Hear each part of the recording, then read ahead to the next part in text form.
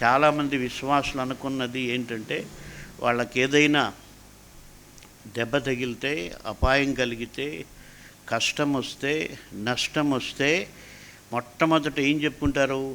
ఇది సైతాను చేసింది.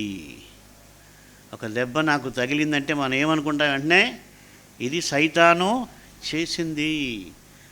అఫ్కోర్స్ సైతాను చేసేటివి కొన్ని ఉండొచ్చు, కానీ దేవుడు కూడా దెబ్బలు వేస్తాడు, దేవుడు కూడా శిక్షిస్తాడు, దేవుడు కూడా నరుల దండముతో మనల్ని సరిచేయడానికి ఆయన శిక్షిస్తాడనేది మనం మర్చిపోకూడదు.